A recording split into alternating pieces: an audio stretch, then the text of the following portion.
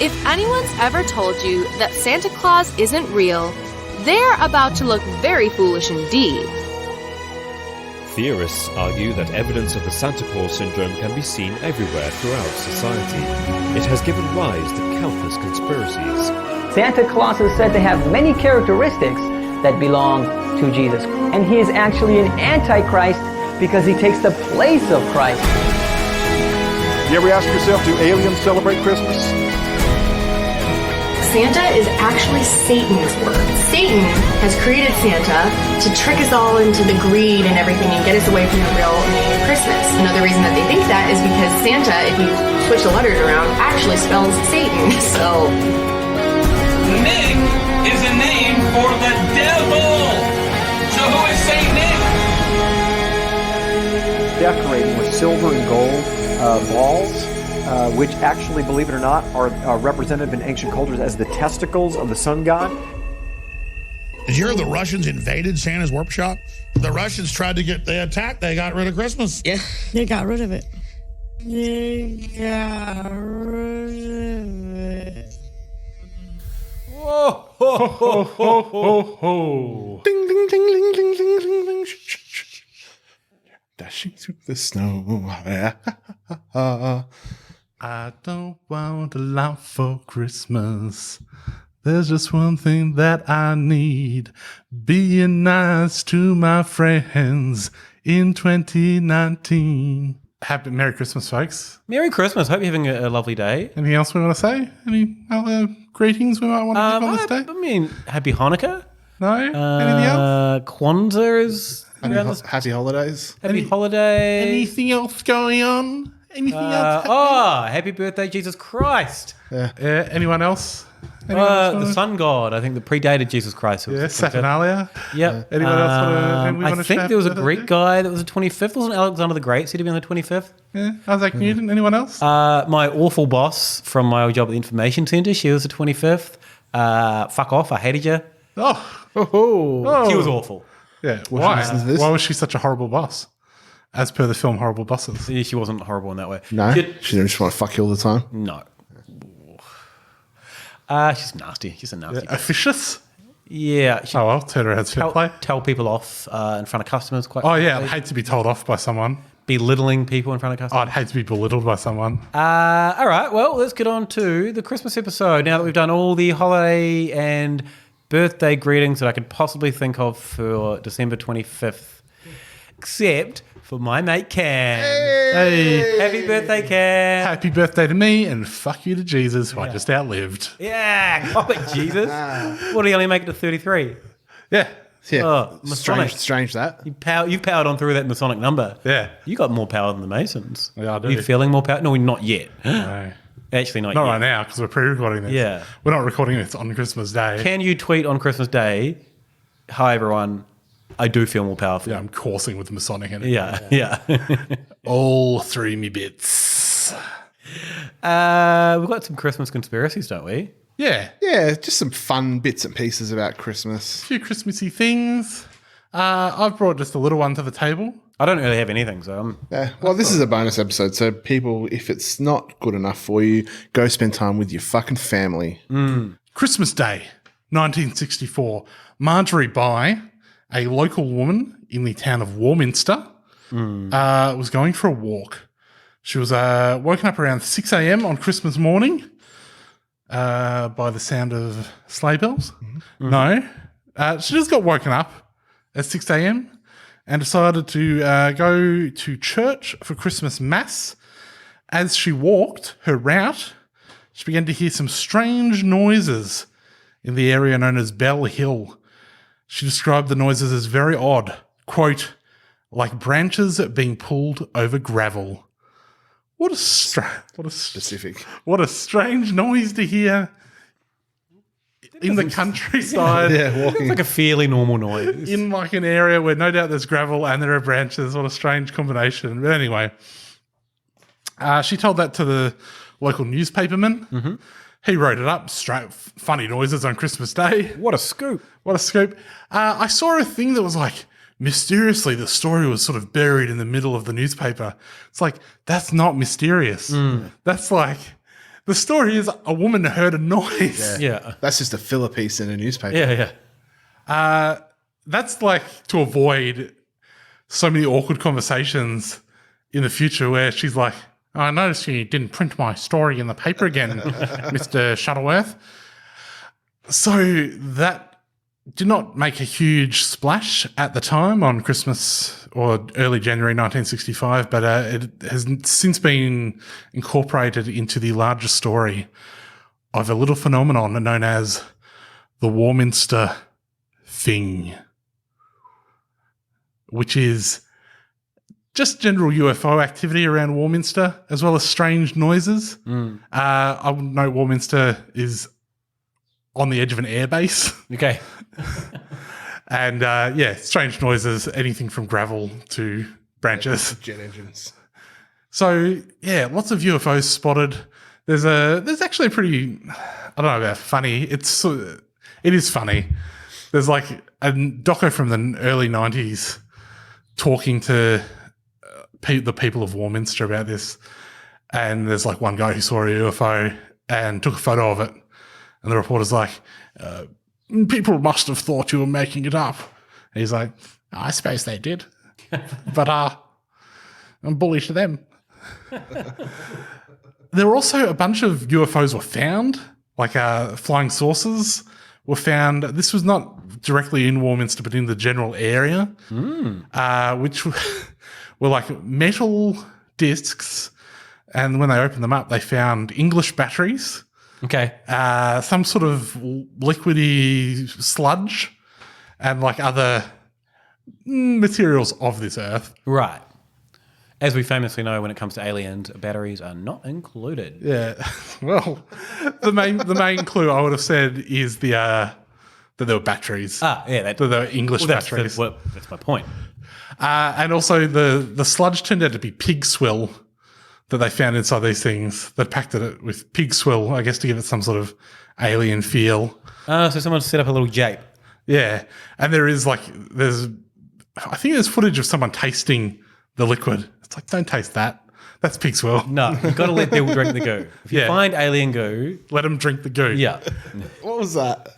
It was a sarcophagus that they opened. Oh, that's right. Let us drink the ooze. Let us drink the ooze. The black sarcophagus ooze. That was a fun part of 2019. So, that was just a fun little hoax that some people made up.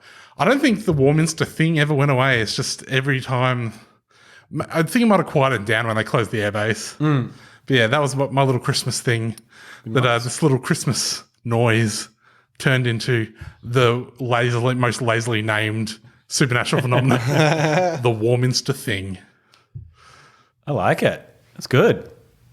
Salty, you got a couple of Christmas things for us? I just wanted to talk about the whole fact that, like, if you grew up in Europe, like we all grew up in Australia or New Zealand, right? Yes. I'm assuming, or Cam? Correct. Yeah, mostly. Who knows where Cam grew up? Oh, no, you grew up in Indonesia for a bit, but mostly Australia. We all grew up with a pretty westernized sort of Christmassy experience, right? Yeah. And now they're trying to take it away from us. Yeah. Bloody Santa Claus, you leave out a bloody VB and a couple of biscuits. Yep. And in the morning, Santa's had it. Yeah, fucking Naomi Klein. Yeah. I can leave our biscuits alone, Naomi. You bloody put your stocking up, you get some prezzies. Where's Naomi Wolf? It's Naomi Wolf, I think. Yeah. Naomi Klein's fucking ad busting our Vickies. Yeah. Now, can I just bring something to your attention? If you happen to have grown up in various places in Europe a few centuries ago, you were not having fun at Christmas. No. I mean, what the fuck? Like, there was an article I saw that was like, how come Christmas in Europe is like just completely fucked up with monsters, but it's not anywhere else? I guess the answer to that is that it's been around a lot longer than anywhere else. But I come across a couple of fun little monstrous Christmas traditions. And one of them that I thought was quite fun was Iceland. Or Iceland. Mm-hmm. How do you say it? Iceland. Iceland. Yeah. I'm sure they have some cooked way of saying it. Yeah. Anyway. As in their language? Yeah. I'm sure they do. They have their own language there, mate.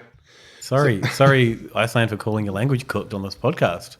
So I think this continues today. It's still the children still celebrate Christmas in this way. All right, so maybe you want to hold your fire before you say they're not cooked. So from a relatively young age, Icelandic children are told of the story of Grilla, who was an ogress living in the Icelandic mountains. Now, she is like a horrible part troll, part animal woman who would like basically go around eating children who didn't behave themselves. Sounds like my mother-in-law. Kidding, she's lovely. Sorry, Emma, if you hear this. You know it's a joke. Don't let it ruin Christmas. She had 13 precocious boys. Okay. Known as the Yule Lads. Oh, yeah, that's fun. And the Yule Lads would visit children in Iceland in the 13 days leading up to Christmas. Would one visit every night? Yeah, different one each night. Do they visit in an order, or is it just random based on how old the child is? I didn't really make any note of that. All right. I just looked up the various Yule Lads. So Gryla's out in search of naughty kids looking to boil up in her cauldron, and the boys go off in search of mischief. She can only capture children who misbehave, but those who repent must be released. Oh. Classic like Christianity situation. Anyway, the 13 Yule Lads have various names that relate to like their behaviors and appetites. The ones that were in this list were Sheep Coat Clod. I think he goes around like stealing wool. Oh, yeah. Oh, yeah. Skier Gobbler. That was just a funny name. Yeah, gobble skiers. Yeah. Door Slammer. Oh, yeah. Comes into your house, slams all your doors. That's an annoying thing to have happen. Yeah, Door slammer. that's mischief, though. Yeah. Bloody 20th of December. Get ready for fucking night of door slamming. Yeah. Bloke called Candlestealer. Fucking hell. What does he do? Steals and eats your candles. Okay. I'm glad I asked because he eats them. That's Yeah. great. So despite his reputation, Candlestealer was recently voted the favourite of all the Yule Lads in Iceland. It does sound pretty good. Even though he steals candles to eat them, he seems to be the most generous of the bunch. This might have something to do with him arriving last on the morning of Christmas Eve. How is he the most generous? Just because he's doing the least damage? Well, this is the thing. Over the years... Here we go. It's kind of the Yule Lad story is kind of softened. Back in the day, it was like you feared these dickheads coming because you weren't going to be able to sleep because all your doors are going to get slammed. All your candles are going to go missing. There's someone's going to do a big waxy poop on your doorstep. And over the years, it became a thing where they visited, but they also brought little gifts. Oh. So I think the kids were probably just fucking dreading Christmas so much. They're like, oh, the Yule Lads are going to come, but they're going to give you presents. They're going to do some little hijinks around the place, steal some candles, but they'll bring you a little gift as well.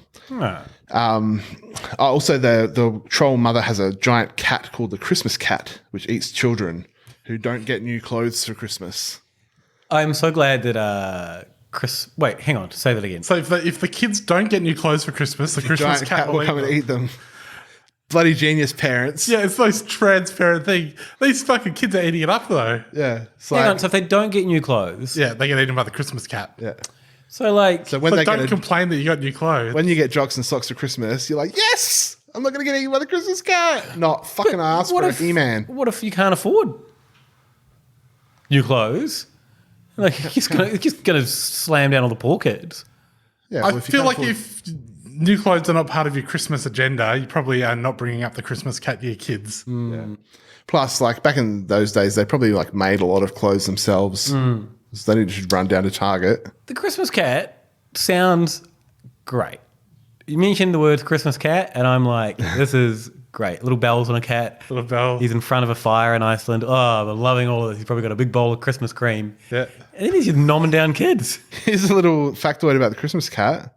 A poem was written about the Christmas cat in 1932, which most Icelanders know, which was recorded as a song only by bloody Björk. Oh, yeah. She's got a song about the Christmas cat. I didn't listen to it. The Icelandic Christmas cat herself. Yeah. So back in the day, loves to eat children. Back in the day, they were like monsters without a torso who roamed around in December doing horrible shit. Now they're just like, hey, the Yule Lads are here to get. Wait, they didn't have a torso. No, apparently not. So just all legs and arms and teeth. Yeah. Huh. So what I thought was Terrifying. the best one. Only the well-behaved Yule lads are allowed near children. So they have to have their working with children check. Yeah. They have many brothers and sisters who are more aggressive, such as Lungnesletter, which translates to lung flapper. Oh.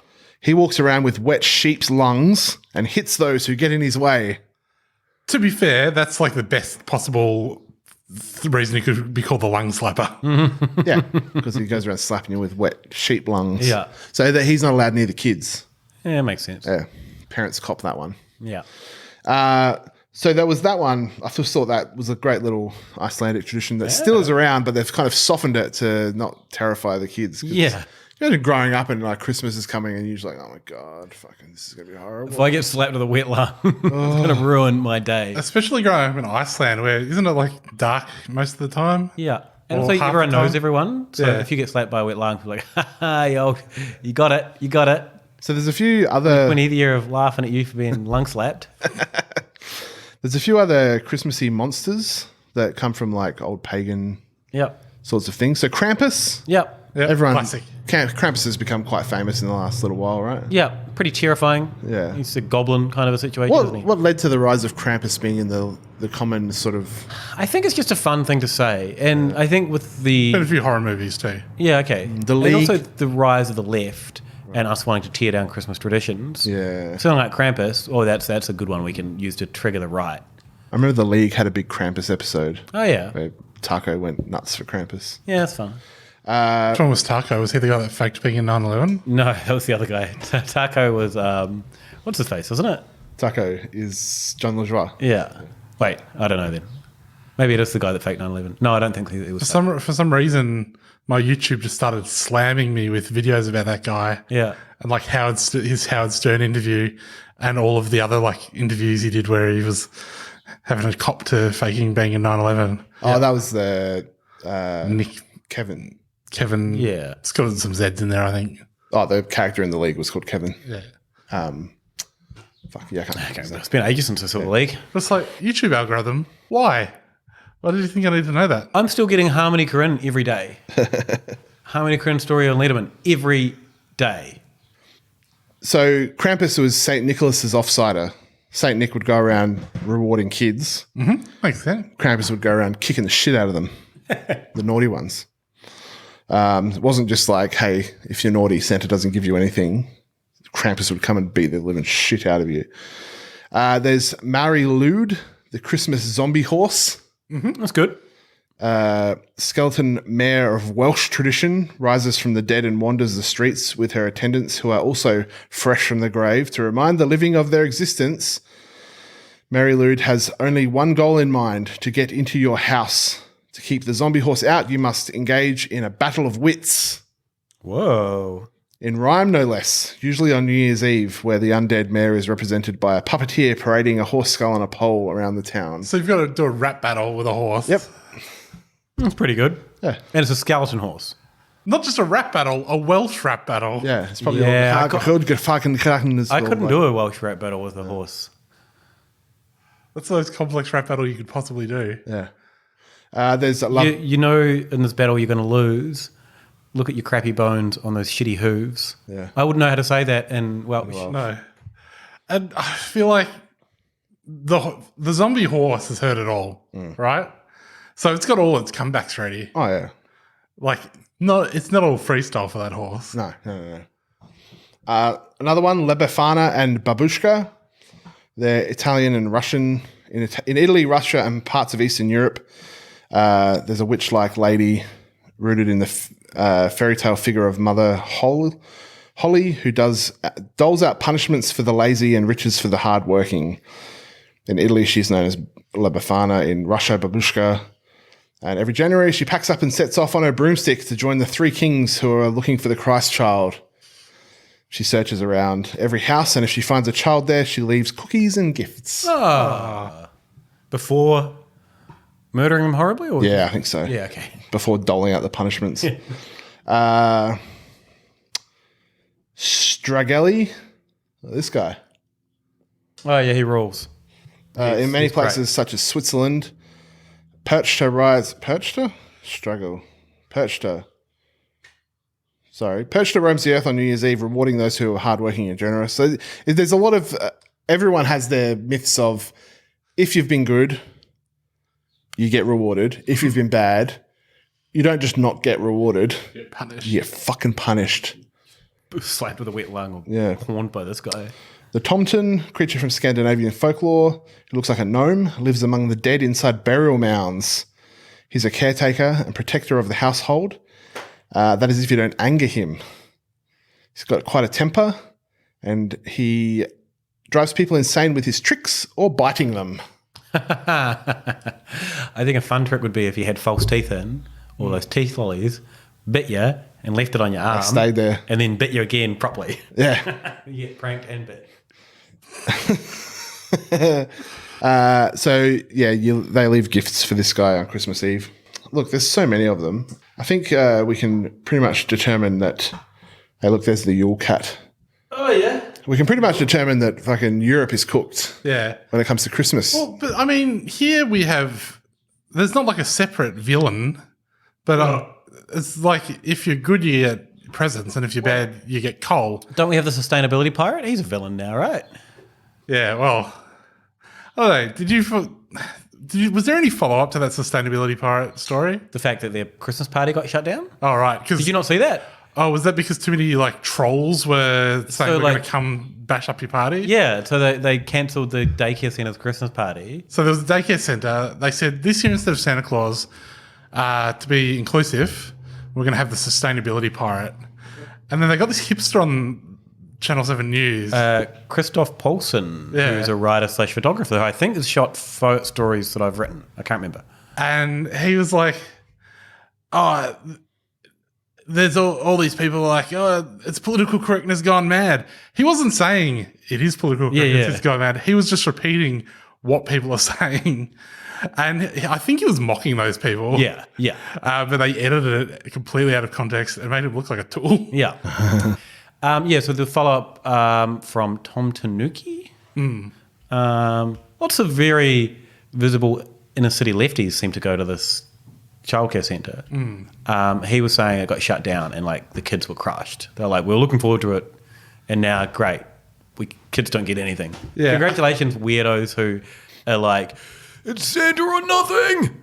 I think the main complaint had actually been, why is the sustainability person a pirate, which is bad? Pirates are pretty bad. Yeah. But anyway, I guess in Australia and maybe in the States, you've got Santa Claus, he brings you presents if you're good, and if you're bad, he brings you coal. Yeah. Which is probably negative reinforcement for people like Scott Morrison when they're bad. Merry Christmas, everyone. A little bit of political satire there at the end. I know, I was going to enjoy it, let that breathe. Yeah. You pointed it out. I don't want to let it breathe. I don't want to let it choke in the smoke. Merry Christmas, everyone. Happy holidays. Cam, I hope you're having a wonderful birthday. Thanks, mate. I hope you're having a great time. Say hi to Pickle today for me. I'm not seeing Pickle today. Oh, you're not on that day. No. All right. People can fend for himself on Christmas Day. Yeah. I'm probably sweltering in South Australia, where it's no doubt 43 degrees. I'm in New Zealand on the beach. Yeah, I think I might be sweltering. It's going to be 44 tomorrow. All right. Bye. Bye, folks. Bye, everyone. Stay safe. Have a good one. Bye.